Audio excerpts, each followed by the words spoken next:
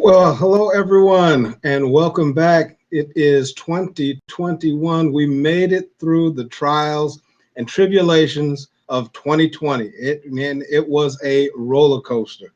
And if you're hearing the sound of my voice and seeing this video, congratulations, you survived, you've made it. And now is a time to pivot and shift and embark on those journeys and establish and achieve those goals that we've set for ourselves. Hopefully we set some reasonable goals for ourselves that we can, in fact, accomplish and monitor and make sure that we achieve the amount and level of success that we know that we can all reach. So it is so glad, such a good opportunity to be back with you. I'm so glad to be here with you. We're starting on off to we got a little bit of a rocky start. The first week of 2021 is kind of showing us some things, but we're going to make it through just like we made it through before. So having started off with that, I want to get to our super producer. And first of all, Happy New Year to you, super producer. How are you, sir? I'm doing all right. I'm doing all right. People, this is WDHR Radio Broadcasting. I am your host here, the super producer with the Vanguard Fitness Hour. Of course, we got Will Smith in the back, y'all. You know, definitely freaking it. This is 2021, definitely. The redhead man is gone. Is that red or is that orange? I couldn't tell. What is that? I don't know if it's red, if it's orange. I don't know, if it's just, he trying to cover up, bro. At the end of the day, y'all, it's 2021. We must say Happy New Year's to everyone. We're going to let Mario get into this. From WDHR Radio, Digital Broadcasting Network, we wish you a very happy New Year. And the first show of the year, the Vanguard Fitness Hour. Let's make it happen, y'all. Take it away, Mario.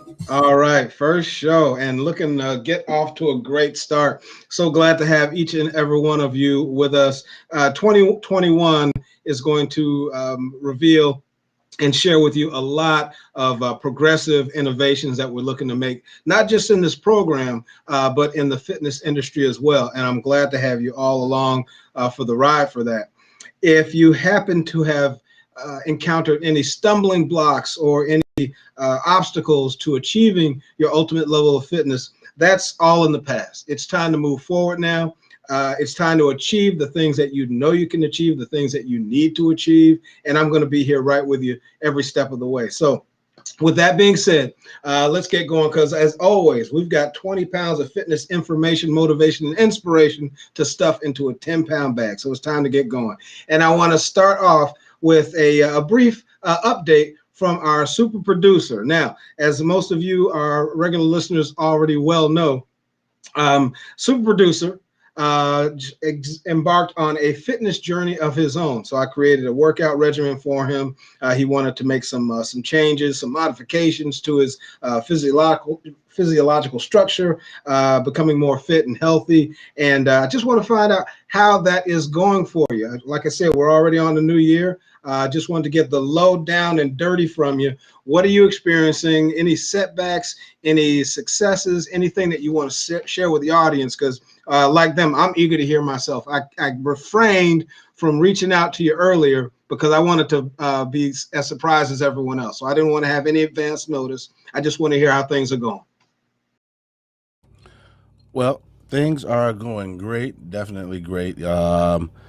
As you know, we were out there in Cancun, Mexico, so that was a really, wonderful thing to go through, basically, during being in Cancun. You had to bring that up, right?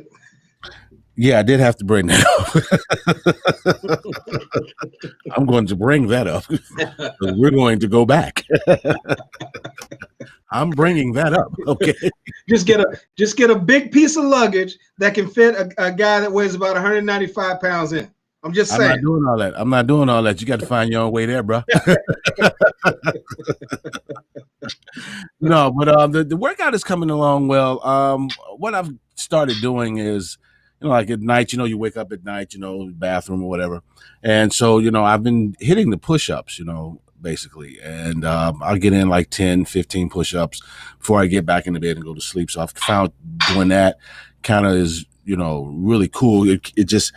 It's not like, oh, okay, I've got to put the 20 minutes in and boom. It's like, oh, let me just go ahead and do these real quick. Yeah. And so it's just finding your groove and your rhythm, because I still haven't found that, because, I'm so busy. And that's not really an excuse, people. I mean, but I'm saying, the hustle's got to be hustled, baby. Yeah. It has to be hustled. But at the same time, I'm pretty good. I would say about maybe three pounds. Okay. Okay. Okay. I remember you said, it's going to take its time, Absolutely. Because if, I was, ready to go into that whole, super diet. I'm glad you mentioned that. But definitely, I feel a lot better.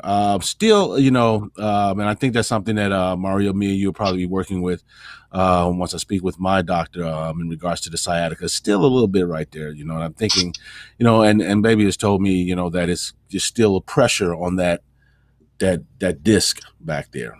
Mm-hmm. So, I'll probably be working people with Mario in regards to physical therapy on that, as well as, exercising.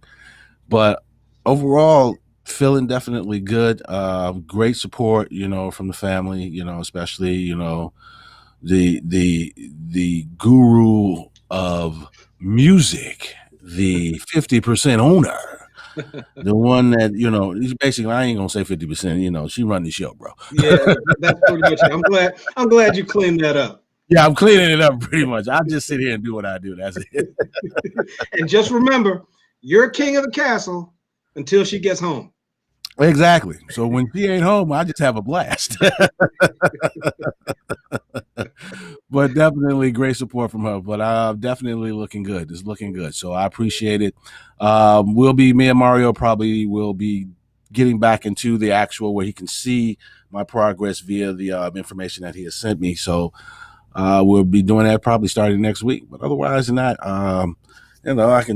I can stick my chest out a little bit, Hey, y'all see, I got the Cedric the Entertainer look going on. So everything is looking good. Okay. Secondly, people, real quick, Mario, we do Yes. want to apologize for the delay, in the first year show and stuff. We were a little bit delayed there. So we want to send a good apologies out to you all on that as well. Just, working the kinks out and things of that nature. So we're going to turn it back over to Mario. I am going to move out of the way. Here we go. Right. Well, listen, I appreciate that feedback, and I find it, I think it's very valuable that you share that real life experience of what you're going through, because I'm sure a lot of people that are going to be watching this program that are going through the same things. And I happen to be jotting down some notes as you were talking, and I think they were very critical. The first one, you just kind of casually mentioned, I haven't hit my stride yet. I'm not quite in that groove. And that's to be expected. From one of the previous broadcasts, I mentioned about setting reasonable goals and establishing healthy habits and that. On average, it's going to take about 66 days before those actions develop into a habit. So you do need to be patient with that, but it's going to come. But you're going to hit that stride. You're going to be in that groove. You're going to get to a point where you don't even feel right going to bed until you've actually completed your workout. And that goes just for working out and exercising, but basically anything that you're looking to develop into a healthy change in your life. So that's always important to know. So I'm glad you mentioned that. You also mentioned that the fact that you were, I believe you said 3 pounds down. And to some people might say, oh, 3 pounds, what's that? 3 pounds down is 3 pounds less than you were when you started. You have lost 3 pounds. That should be celebrated. That's an accomplishment. Exactly. Okay? So anybody you're out going there hating on me, don't worry about it, because it's going to be another 3 pounds. I'm proud of my 3 pounds down. Absolutely. So in that time frame, you lost 3 pounds. So and I'm going to get into this as we go into our topic today. But once you've achieved that goal, now it's time to set another one. So you lost 3 pounds in between the time that you started and now. So now maybe the next goal will be, maybe you want to drop 5 pounds or 4 pounds, whatever the case might be. So it's important to break those goals down into little chunks, and you're doing it. So you should celebrate that 3 pounds. That 3 pounds means something. And like I said, the numbers are going in the right direction. So keep it up. It's just like a diabetic. If their A1C levels are at a 14 and now they're at a 12, the numbers it's still high, but those numbers are starting to go down. And that's important. That should be celebrated. You mentioned that you were, and I was really glad when you mentioned this, you said you were all prepared to go on a super diet. Which basically I think what you were saying is, an extreme kind of a change in terms of your nutritional habits and eating habits and that sort of thing. And that's typically not the way to go, because a lot of those extreme diets that people embark on, they're either something that's not going to be sustainable, something that's not particularly healthy, and something that's not going to give you the results that you're looking for. So again, what I profess with all my clients, with all my patients, incremental changes. So, you're not going off the deep end and making these drastic adjustments to your eating habits. It's just minor things, lifestyle changes. So you want to use something that you're going to be able to go through over an extended period of time. So that's the key for that. And then finally, you mentioned the discomfort that you're experiencing, in particular sciatic nerve pain, which is very common. So you've identified the source of the problem, and that's the first step. There are a ton of things that can be done to do that, to relieve that pressure on that sciatic nerve. A lot of that entails simple adjustments. So you mentioned chiropractic care, and I happen to partner with a couple of chiropractors. So with those adjustments that are made, basically it's a reel of the spine. In order to relieve pressure off of that sciatic nerve.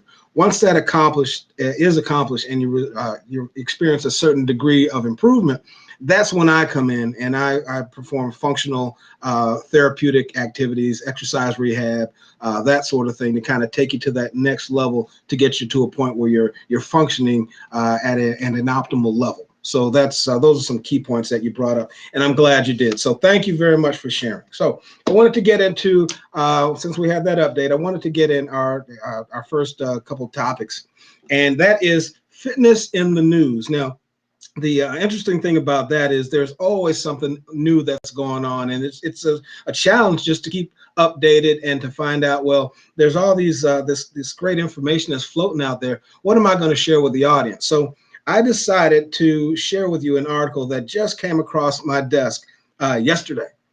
And as a gym owner, this one really strikes to the core, but I did feel it was important to share with you. The title of this article, and I'm going to share with you some excerpts from that article. The title is "Gyms Aren't Coming Back. Here's How You'll Work Out in the Future." This is the name of that article. So and most of you are probably familiar with the fact that with this ongoing pandemic, things have changed drastically across numerous industries. the fitness industry being a primary example of that. We were actually hit, one of the first industries to be hit.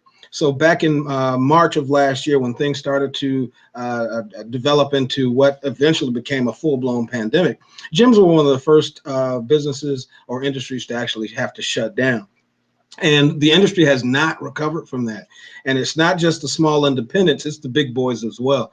If you drive past a lot of gyms right now, the big box gyms, you can see that those parking lots are halfway full, quarter full. Nothing even close to what it used to look like. So, and why is that? Well, people are not comfortable going back to gyms. So that's what this article is all about and what I want to share with you. So let me just get into some highlights of this article. I'm not going to read the entire thing, but just some key points. Some 59% of Americans don't plan to return to a physical gym after the pandemic.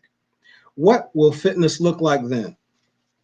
That goes on to say, now this is a survey that was conducted by a very reputable source, the New Consumer and Coefficient. A survey of 3,500 Americans found that 76% of people have tried working out at home during this pandemic. And crucially, 66% prefer it. So they're surveying these people that normally go to fitness facilities, gyms, and that sort of thing. And out of that 76% of people that actually started working out at home, 66 prefer. Among millennials, the number is even higher. 82% made the switch, and 81% like it more than going to a gym. So habits and trends are shifting. We're seeing a monumental change in the fitness industry. Let me go on. TD Ameritrade, which is, again, another very reputable source, found that 59% of Americans don't plan to return to their gym after this pandemic. And analysts and industry insiders believe that gyms and fitness studios, as we know them, could become a thing of the past. This is this is a devastating blow to an industry that represents more than 40,000 health and fitness centers and employs 2 million trainers and other personnel. Now, not just trainers, you've got other staff, cleaning staff and front desk people and that sort of thing also. Worldwide industry revenue for the fitness industry topped $96.7 billion in 2019. With 184 million gym members, globally belonging to 210,000 health clubs. So those are some big numbers. But when COVID-19 struck, gyms were hit particularly hard. Small enclosed spaces full of, now this is getting down to the reasoning, the perception. Small enclosed spaces full of people breathing heavily and dripping sweat quickly became unappealing, let alone unsafe. We all learned what a petri dish gyms were to begin with, says Franklin Isaacson, co-founder of Coefficient Capital. So, as a gym owner, my goal was to always make sure that my facility was as clean as possible, wiping down surfaces and equipment and that sort of thing with disinfectant. But admittedly, it's an ongoing thing. I mean, you've got to really stay on top of this, because even before the pandemic, people would use equipment and just walk away and not give a second thought to it.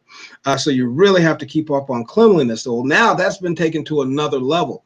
And when you've got a smaller enclosed space, for example, my facility is 2,822 square feet. 3,822 square feet. So relatively small space.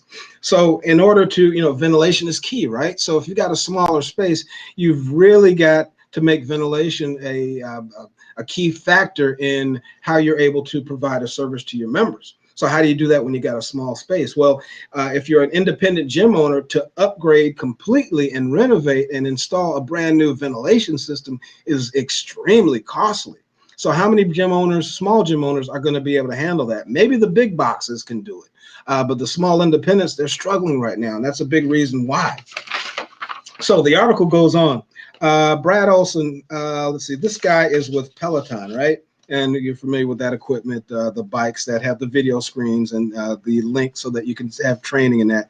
Believes that the shift to at-home fitness is comparable to how the gaming industry evolved. Now, if you remember, if you wanted to play video games at one time, you went to an arcade. Now, some of you might be a little young to remember that, but at one point there was a thing called arcades, and a lot of times you'd find them in shopping malls, and they had games like, and I'm going real old school, stuff like Asteroids and Space Invaders, and you had games like that, right? So it states, we once played video games in malls, but then people discovered they could play at home and experience the same connection. Now everyone is asking for an Xbox or a PS5 for Christmas, he said. The same is happening for fitness. More people are experiencing and enjoying those at-home workouts. As a result, fitness equipment designed for home use is at a premium, and that's why you're seeing these incredibly exorbitant and elevated prices in fitness equipment. That's why you would go to the fitness section of even a store like a large department store, not just a sporting goods store, and the shelves will be empty. And that's because people are into this now. And, there's an option to what they perceive to be risking their own health and safety by going to a public space like a gym. Well, I'm going to do it at home. I'll just buy the equipment that I need. I'll make that investment. So that's a big part of that. And this is not something that looks like it's going to be going away soon. A couple more points in this article. Even if gyms do bounce back after this crisis, the data suggests that a portion of their members won't return. Chains like 24-Hour Fitness, Gold's Gym, and the owner of New York sports clubs have already filed for bankruptcy and collectively laid off hundreds of employees. But 80% of the more than 40,000 clubs in the U.S. are small businesses. Many have already closed their operations. And I know this for a fact. I've got at least 4 friends that are gym owners that have had to shut their doors. It's just impossible to function at 25% capacity due to governmental restrictions and still be able to remain profitable. And then shutting down every other cardio machine or space enough individuals out when you're already operating in a small space. Again, maybe a big gym can survive with that because they got the corporate dollars behind them and they've got the square footage that's available to them also, but not so much with the smaller ones. Ultimately, if gyms want to have a fighting chance in the post-pandemic landscape, they'll have to innovate in profound ways. I couldn't agree more. It's about that experience. And it's about, more than anything, making sure that individuals feel safe when they do, or if they do, decide to set foot in that gym. If not, gym owners and the fitness industry as a whole has to realize that this is something that's a new way of life. It's a lot like how the world changed after 9/11. There are things that we just will never go back to just because of what happened. So the same kind of shift is something that we're seeing right now within the fitness industry. So my question to you, and I'd love some feedback, and you can respond on my Facebook page if you like. There's a community section in there. Just give me some feedback. I'd like to hear, what are your thoughts about exercising and working out in a gym setting now that we're in the middle of this pandemic, or even post-pandemic, after things have started to die down and things have gone back to a bit more normalcy. Now, I'm not going to say things are going to be back to where they were, because I doubt they ever will. But are you interested in going back to a gym? Is that something that that is intriguing to you? Are you already going back to at a gym and utilizing that gym membership? I'm real curious to know about that. So I found that article very interesting. So that's a little heavier. I wanted to get into something a little lighter right now and change the topic up a bit. And that is celebrity fitness news. And this article has to do with someone that I have always been a big fan of, and that is Halle Berry. So the article that I found, Halle Berry stuns fans with intimate photo after revealing 3 foods she never eats. Now, I found this, what drew me to the article, I'm not going to lie, was the photo that she posted up. Now, Halle Berry is, at this point, I think 54 years old. But this photo that she posted, she was on a beach somewhere, something like that. It is amazing. And you would never guess that this woman is 54 years old. Now, I know that, celebrities have the advantage of, time. I mean, if they're getting ready for a role, they've got nothing better to do than, well, maybe better to do, but what their goal is, what their job is to get in the right shape, the right conditioning for a particular role, whether that be maybe gaining weight or maybe having a certain look. Maybe I need to look a little more rugged, or whatever the case might be, or putting on muscle. So they've got the advantages of personal chefs, unlimited gym time, different dietitians that are at their beck and call. So the average citizen doesn't have that available to them. So keep that in mind. So I don't want to set unrealistic expectations. But again, she looks fantastic. So the article goes on to say that the 50-year-old looks incredible, and I absolutely agree.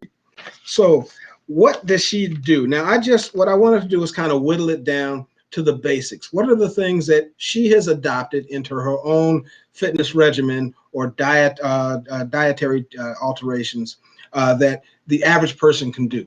So I found these three things. I found it interesting to note that Halle Berry actually is a diabetic. I never knew that. It states that Halle was diagnosed with diabetes when she was just 22 years old, and as a result, transitioned onto a keto diet. Now, keto, I know it's very popular. Tons of people are talking about it. I'm actually going to do a show about it because of its popularity, I want to give you the lowdown on it, all the details, some of the drawbacks and pitfalls, because all these diets do have one. It's just a matter of how extreme they are and what they are. But I am going to do a show on that. She was a self-confessed sugar addict and had to make some big changes because under keto, you got to eliminate that, right? After her diagnosis, she said it was like a light switch flipped.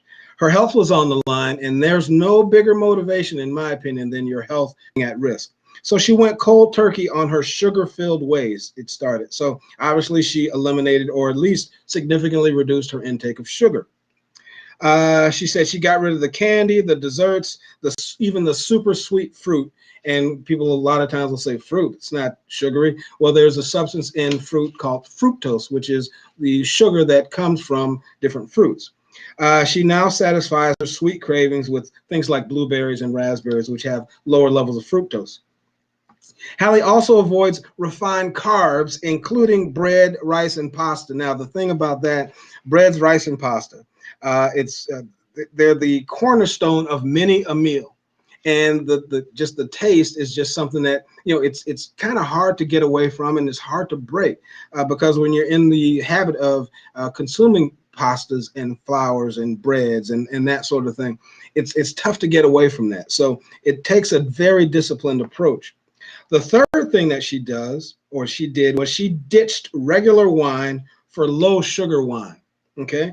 And that's simply in keeping with that keto diet. So these are some of the things that even a celebrity that is utilizing on a regular basis, the average person can engage in and adopt as well. So I just wanted to point that out. I thought that was interesting. And if you did want to see that article, you can just type in Halle Berry Fitness and I'm sure it will come right up. So that gets to the topic of the day that I wanted to share with you. Now, I had initially a whole different topic ready to go for today's show, but with the turning of the new year, we're now into 2021. I wanted to change it up. So what I wanted to share with you is the topic of New Year's resolutions, setting and adhering to your 2021 New Year's resolutions. Now, I know a lot of people make New Year's resolutions. You may be one of those individuals, or you may be someone that goes in the other direction and says, yeah, I'm not going to make any resolution because I know I'm not going to stick to it, or I just don't think that it's important, or whatever the case might be. But I'm talking to the people that have actually engaged in this, and they've set resolutions for themselves, changes that they want to make for the new year. Now, what's interesting to note is that when you're talking about New Year's resolutions, and there have been survey after survey after survey, 3 of the top 10 resolutions that are made by individuals have to do with health and wellness, fitness, right? One of them is to exercise more. The second that made the top 10 list is to lose weight. The third is to stop smoking. So all 3 of those directly have a connection with health, wellness, fitness, right? Now, there's some other ones, of course. There's things like finance and that sort of thing, relationship improvements. But I'm going to focus on those, the ones that have to deal with improving yourself physically, becoming more fit. When you're setting New Year's resolutions, now there's detailed factual information about this. Lots of studies have been conducted. By January 19th, it's found that over 80% of New Year's resolutions have been broken. by January 19th. We're already at the 8th, so a lot of you folks probably got about 11 days left. You don't want to fall into that category. But it's important to note, well, why does that happen? Why do so many people fall short of their resolutions, particularly when they have to do with your own health, wellness, fitness? Okay, a way that's going to allow you to function and be at your best and live a long and fruitful and productive life. Why is it that, you can set a goal like that and not be able to achieve it and not even come close to achieving it? We're talking about 19 days on average that New Year's resolution will last. Well, I'm going to give you some feedback on that. And this is based off of personal information. Again, I've experienced it firsthand. Now, not so much the fitness goals, but other goals that I've set for myself. The problem that I experienced personally is that my goals were too lofty. And what does that mean? I'm talking about I would set these dramatic goals. I fell into that new year, new me kind of category. And I set these huge changes I was going to make. That was not going to happen because it was too broad. I had to whittle it down. And that's one of the primary strategies that you can use when you're setting realistic, measurable, achievable, and attainable fitness goals. The first thing I'm going to have you do is to have an in-depth, honest self-assessment of yourself. So what you want to do is to find out, well, first of all, what are the changes that I want to make? What do I want to implement as it pertains to health and fitness, right? Once you've decided what that is, I want you to find out, well, why am I doing it? So let's just take a very broad, general resolution. I want to lose weight. Well, first of all, I want you to find out, well, why do you want to lose weight? Is it because you're uncomfortable? Is it because the doctor has told you that you need to lose these pounds? Is it because of an embarrassing incident? Maybe you because of your weight, you're off balance and you fell and people saw it. Whatever the case might be, find out why it is that you want to lose this weight. Okay, maybe you want to fit into an outfit. Whatever the case might be, that's the first step. Then again, when it comes down to that honest assessment of yourself, I want you to scale your goals and see how they align with your own personality and your own habits. So if anything, I want you to use a 0 to 10 scale. So let's say you've got your goal is to lose weight, or something even simpler. You want to get up every morning at, let's say, 4:30 in the morning, and you want to work out for 45 minutes. Okay? So I want you to take an assessment of yourself. How likely is it that you're going to be able to get up at 4:30 in the morning? Okay, if it's above a 7, fine, go with it. If you rate that as maybe I got a 50% chance of doing that, that's a 5. Break it down and shrink it. So what you want to do is, okay, 4:30 is not reasonable enough. Let me say 5:30. Okay, I'll get up at 5:30 and I'll start my workouts then. Now I'll ask that same question. So on a 0 to 10 scale, how likely are you to get up at 5:30? And that person might say, that's gone up a bit. That's a 6. Shrink it. 6 o'clock. Can I get up at 6 o'clock in the morning? Okay, well, I can do that. That's an easy 8. All right, let's go with that. The next thing is the time. Okay, 45 minutes. To someone that is in the habit of working out on a regular basis, that 45 minutes, piece of cake. If I'm someone that has never worked out before or hasn't worked out in a long time, that might be too lofty a goal. So let's shrink that down. So now we've got our time. I can get up at 6 o'clock, but 45 minutes might be a stretch. All right, well, can you do 30 minutes? All right, I'll give that about a 7. I got a 7% chance of doing that. Okay, let's roll with it. So now it's, as opposed to I'm going to get up at 4:30 and work out for 45 minutes, I'm going to now wake up at 6 o'clock and work out for a half an hour or 15 minutes or whatever the case might be. You've just taken that goal and you've broken it down so that it's more attainable and reasonable for you. If that goal is too lofty, what's going to happen is you may stick with it for, if you're lucky, maybe a week or two. But after that, what happens? Okay, because now that drudgery is there and it's setting in. And the death knell to any goal is to, I'll do it a little later, or I'll put it off, or I'll just skip a day, I'll come back to it. It usually does not happen. So use that rating scale. Try that with any fitness goal that you have. The other thing is you want to make sure that goal is measurable. So let me go back to the example of I want to lose weight. I want to lose weight. What does that mean? Okay, are you trying to lose 50 pounds? Are you trying to lose 70 pounds? Are you trying to lose 8 pounds? You want to dial it down, exactly what it is that you're trying to accomplish. Okay, so set a number. That's the first part. How much weight do you want to lose? And then determine, why is it that you want to lose that amount of weight? Did you just pull it out of thin air, or is it based on something a little more specific? So what's your reason to want to lose that amount of weight? Give it a time frame. Okay, if your goal is to lose, let's say 25 pounds, okay, when do I want to lose it by? And why do I want to lose it by that date? You know, is there an event that's coming up, a vacation or a party or a reunion or whatever the case might be? Is it the timeline that my physician has established for me? You know, what is the reasoning for that? So once you've done those things, now you want to, again, remember we talked about shrinking a goal. All right, so I've got 60 pounds that I need to lose as part of my New Year's resolution. Okay, 60 is a big number. So what I would do is I'm going to break that down. My first goal is to lose 10 pounds. Okay, now I've set that goal. Now I'm going to spread it out. I want to lose 10 pounds by when? I want to give myself 3 months to do it.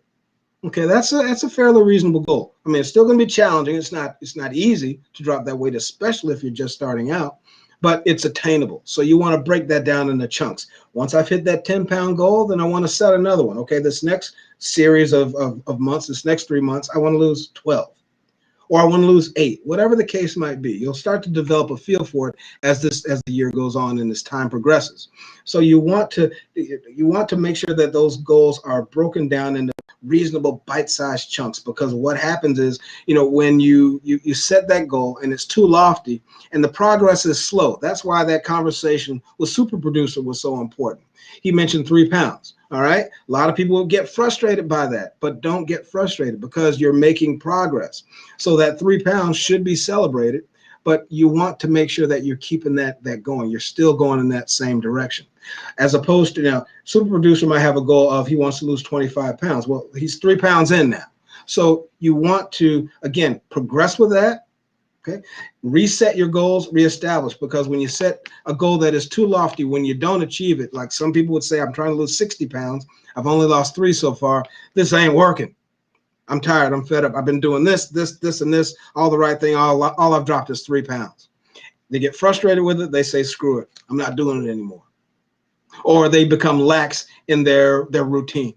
And then it becomes, you know, I'm going to skip my workout today. I'll go back to it. And once you start doing that, it's kind of game over. All right. So you don't want to fall into that January 19th category of people that, again, have separated themselves or given up on their New Year's resolutions 19 days into the new year. So that's definitely something that you want to accomplish. When you're making your decisions for those New Year's resolutions, you need to have reinforcement. And that reinforcement could be a simple reminder. It could be a Post-it note that you put on your fridge. It could be an alarm that you set in your phone. So, for example, you're going to be working out at a certain time of day. Set the alarm on your phone to go off, you know, an hour before you're supposed to schedule your workout. You know, just a little reminder. Have that Post-it note. Stick it on the fridge. Stick it on the bathroom mirror, whatever the case might be. That reinforcement can be something that's inanimate, like a note that I mentioned, or an alarm, or it could be something a little more significant. Maybe it can be a spouse or a relative or whatever the case might be that's going to come to you and say, all right, it's time for you to do your workout, or it's time for you to take this your protein shake, whatever the case might be. Okay. So again, those reinforcing strategies are really going to help you along the way. Accountability is key. That's why it's so valuable and beneficial when you've got a workout partner, or even if you just got someone that's, you know, calling you on the phone to encourage you, because it can be discouraging, just like anything else. All right. Anything worthwhile, anything worth having is going to be challenging. And becoming more fit and becoming more healthy is definitely a worthwhile goal, but it's challenging and it doesn't come easy. Another thing I want you to do, don't be distracted by what you see in the media. When you see these miracle tablets and pills and products and waist trainer belts and all this sort of thing, a lot of that stuff, I mean, come on, it's promotional, it's marketing. It's designed to get you to look at the shiny object and to gravitate toward it and want to make an investment in it, so that so that the marketer can separate you from the dollars in your wallet or your purse. So a lot of what you see, it doesn't have to go through a lot of the screenings and approval processes. That's why if you, back in the 80s, or the 90s, the shake weight was so popular. Most ridiculous piece of equipment ever designed, but it was popular. And they were flying off the shelves, and the manufacturer made a ton of dough off of it. Why? Because it was marketed well. And that's what it comes down to. So don't be fooled by that, because a lot of times when you make these investments, you make these purchases, once you've actually used them and you find out that it's not really yielding the results that you anticipated, your expectations did not meet the results, what happens? You become discouraged. And when you become discouraged, that's a huge red flag, and that's something that's usually going to signify the death of your goals. So make sure that you're reasonable about these sorts of things. You need to make whatever your goal is, it has to be a lifestyle change. And what I mean by lifestyle is something that's going to be consistent. You don't want to look at the quick fix. It's something that's going to it's going to be a process. I've mentioned this before, especially with individuals that I deal with as it pertains to weight loss. That weight didn't come on overnight, and it ain't going away overnight. So you have to be diligent and determined when you're setting those goals and you're trying to achieve them. So let me share with you just a few little tips that you can use. And again, these are just basic things, all right? They're just minor. But when it comes to health and fitness, they can build and become more significant. And that's the key for it. So even if it comes down to your workout goals, a big goal that a lot of people will set for a New Year's resolution is, when it comes to exercise and working out and that sort of thing, is the amount of frequency. So if you set a goal, it's the new year, 2021 just passed, horns are blowing and all that. It's a big celebration. New year, new me. This is one of the things I'm going to be doing. I'm going to start to work out, and I'm going to work out 5 times a week.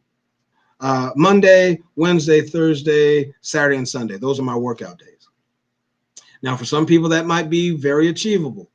If you're an individual that is not used to working out on a regular basis, 5 days a week is very difficult to maintain.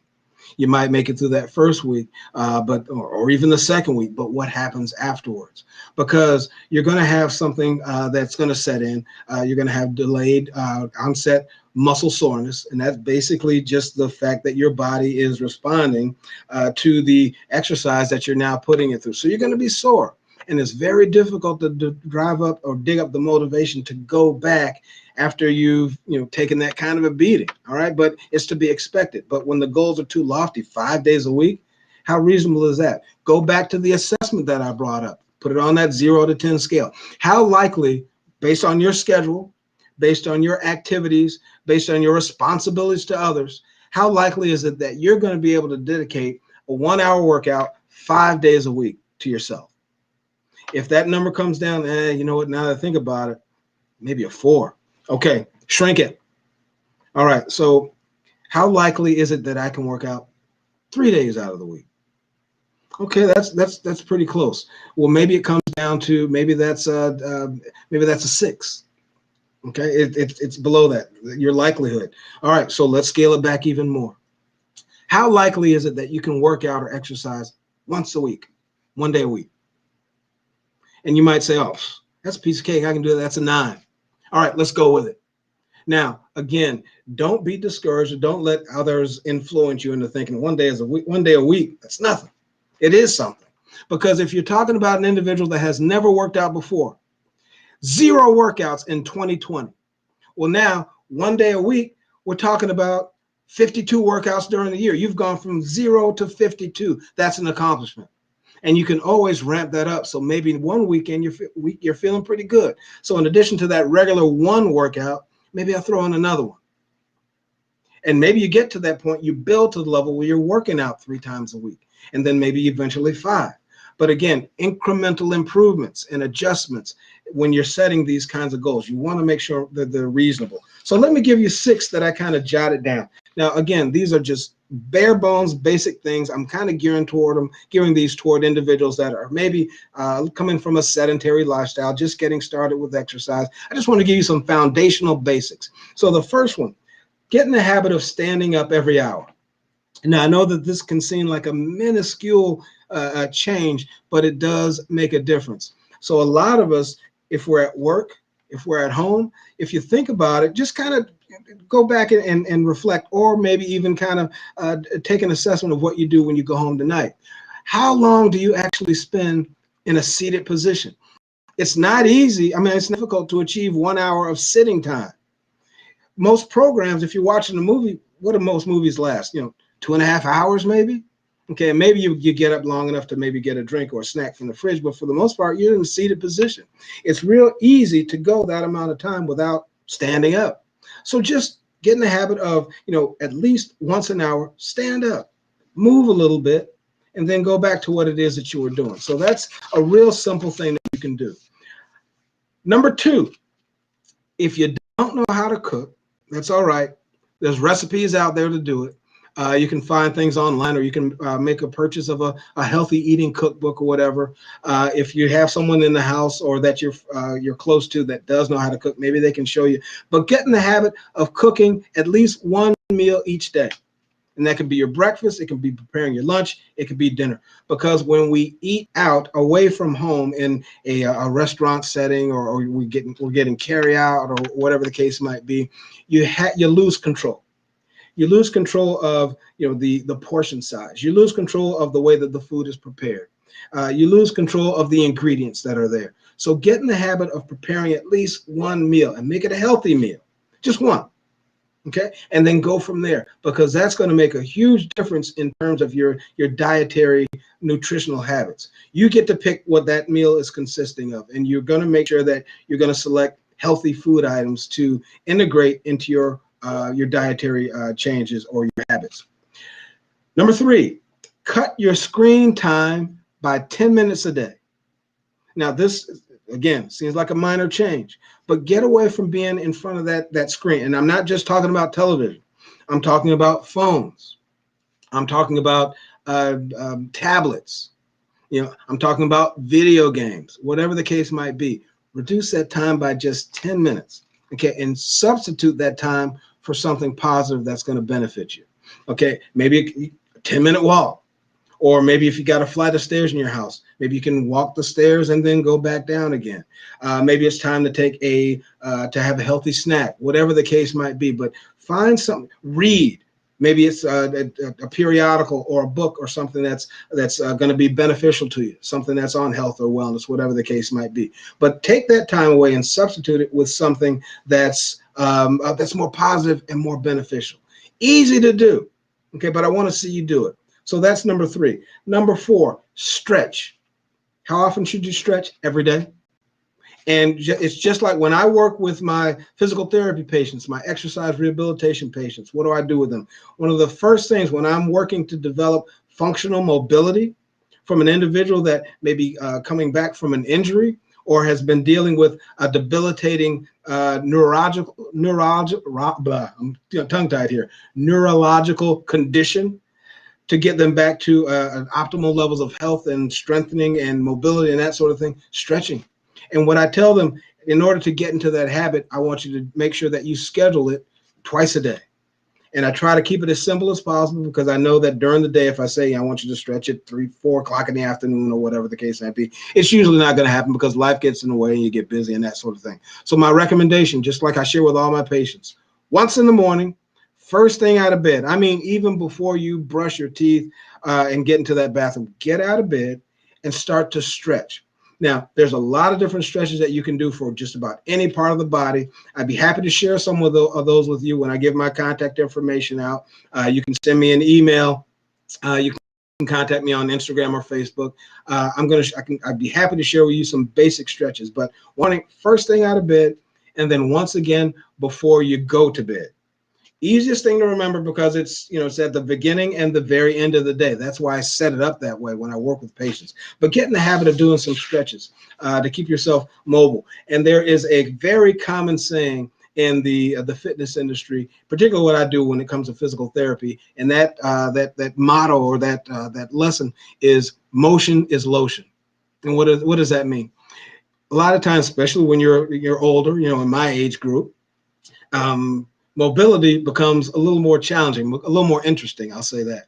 So when you first get out of bed, or you're going from a seated position after sitting for a little while, maybe the knees crack a little bit.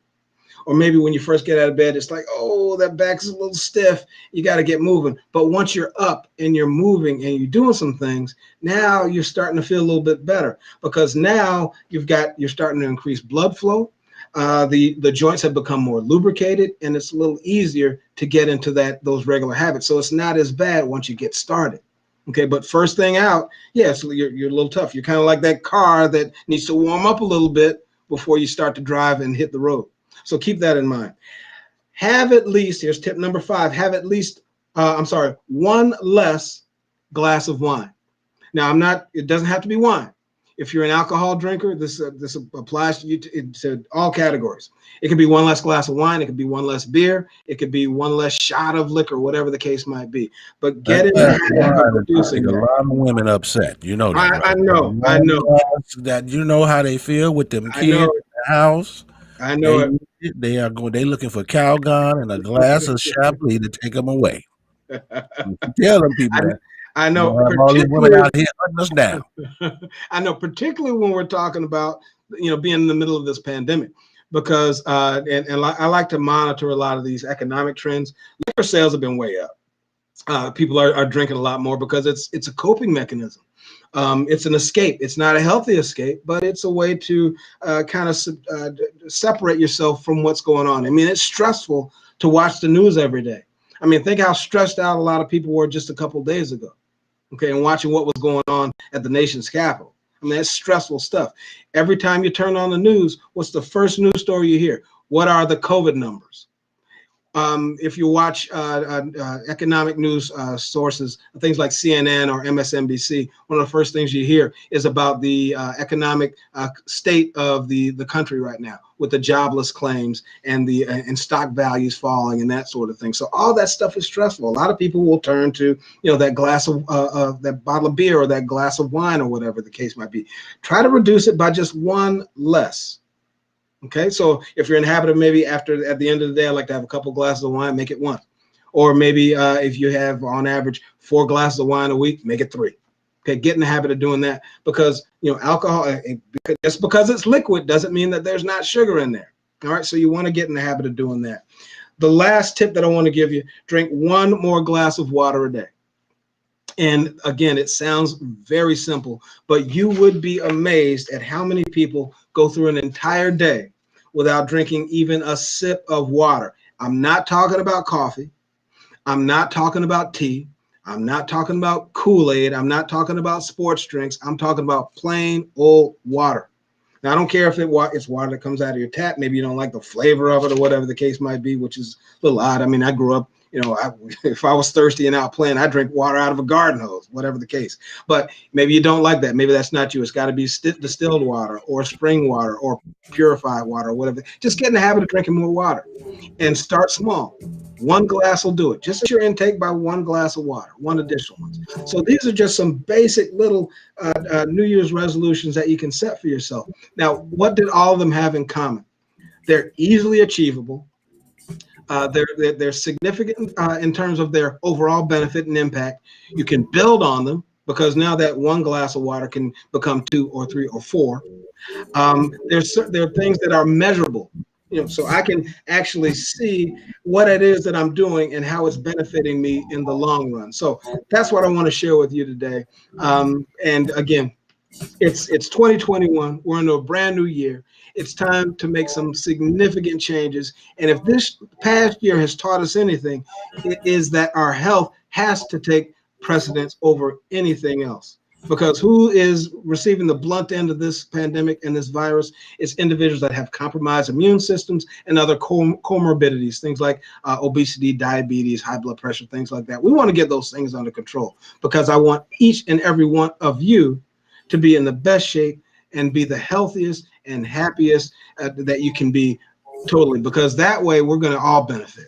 All right, that's my goal, to share that message of health, wellness, and fitness. So we're going to wrap up. That's all we got time for today. But I do want you to make sure that you follow and continue to be to make that Vanguard motto a part of your everyday life, and that is to train hard, eat clean, and stay focused. All right. So signing out for today. Again, this is Mario Kuntz, Director of Operations for Vanguard Exercise Management. If you would like to get in contact with me, you can reach me through social media.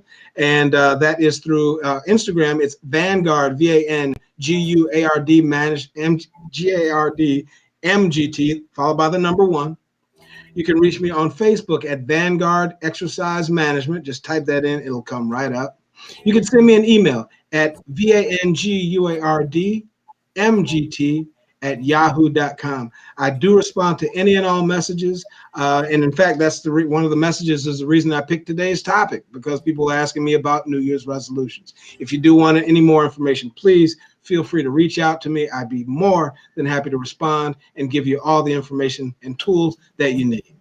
So until next time, I will see you 1 week from today. We're going to have a brand new fitness topic, and we're going to be happy to hear you. And we're going to get more updates from Super Producer, because he is hitting it hard, and I know he is. So you can take it away, Super Producer. Thanks again. Ain't nothing for me to say. It's time to go.